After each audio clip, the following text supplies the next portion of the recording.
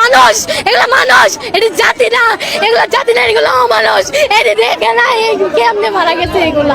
আমাদের যারা যাদের হারাই গেছে ওরা তো আর ফিরা পাইবো না। আমার তো কেউ হারায় নাই, কিন্তু আমি এগুলো দেখে সহ্য করতে পারতেছি না।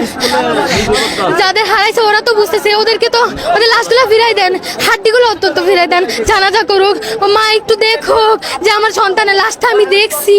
চোখের সামনে 30 থেকে 35টা লাশ দিয়ে গেছে, হেলিকপ্টার দিয়ে কতটি লাশ তুলছে সরাসরি। ওরা বলে আর কি সকাল অব্দি বলছে 27 জন মারা গেছে। কেন 27 জন মারা যায়? সঠিক তথ্য আমি চাই। আমার ভাইরা কেন বললো? আমার ক্যাম্পাসে এত খুন কেন হইলো? এতগুলো আমি জানি এটা প্রিপ্ল্যান না, আমি জানি, কিন্তু ঘটনা হয়ে গেছে, কিছু করার নাই। প্রশাসন আসছে, দেখবে, এটাই স্বাভাবিক, কিন্তু এটা আমি আশা করি নাই। দুর্ঘটনায় 5 মিনিটের মধ্যে এখানে উপস্থিত হয়েছি, আমার বাসা পাশেই। আসার পর আমি যে সব মানুষ একদম অবস্থা খারাপ, 20-25 জনের মতো এখানে স্পটেড হয়ে গেছে। ওরা লাশ গয়লাগুলা পড়তেছে, হাড্ডি নিয়ে যাইতেছে, মানুষের কিচ্ছু নাই, শুধু মানুষের তুলে নিয়ে যাইতেছে। ওরা নাকি বলে এখন অব্দি 27 জন মারা গেছে। কিভাবে সম্ভব? এখানে তো 30 থেকে 35টা লাশ পড়ে গেছিল। ওরা কেন মিথ্যা কথা বলতেছে? আমরা জবাব চাই এইগুলা কেন করতেছে? আমার কেউ মারা যায় নাই, কিন্তু আমার চোখের সামনে আমার ছোট ভাইগুলো মারা গেছে, বোনগুলো মারা গেছে। আমিও মারা যেতে পারতাম, আমিও স্টুডেন্ট, কিন্তু আমি এগুলো সহ্য করতে পারি না। আমি সারা রাত ঘুমাইতে পারি নাই। ওরা কি নিউজ করে? প্রত্যেকটা নিউজ প্রেজেন্টার মিথ্যা কথা প্রমাণ করতে, মিথ্যা কথা দিতেছে। কালকে রাত 12টা অব্দি আমি কলেজে দাঁড়ানো, রাত 12টা পর্যন্ত শুধু পুলিশরাই এখানে ছিল, আর কিছু অভিভাবক ছিল, আর হোস্টেলে পোলাপান আমরা ছিলাম।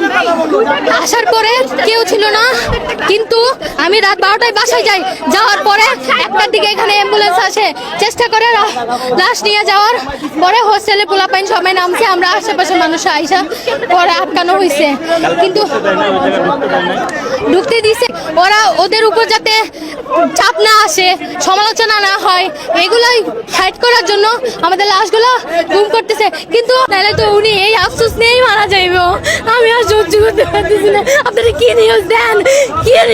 আপনারা কেমনে এতগুলো মানুষ মারা গেছে? আপনারা সবাই মিথ্যা কথা বলতেছেন, কেউ সত্য কথা বলতেছেন না।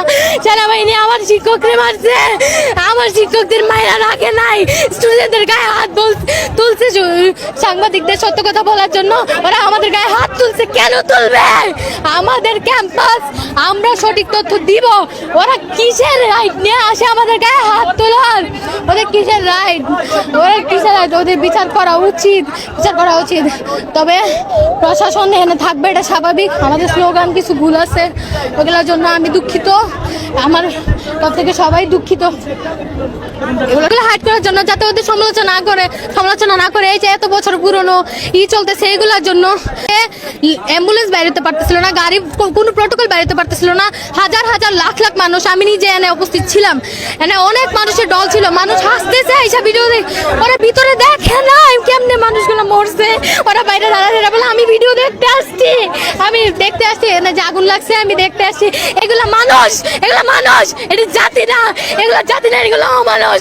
এটি দেখে না কেমনে মারা গেছে, এগুলা দেখে নাই, দেখলে আসতে পারতো না।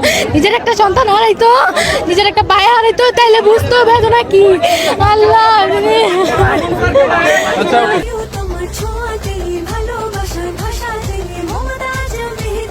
মমতাজ রেড গোল্ড মেহেদি, মানে প্রিয়জন প্রিয়তমার।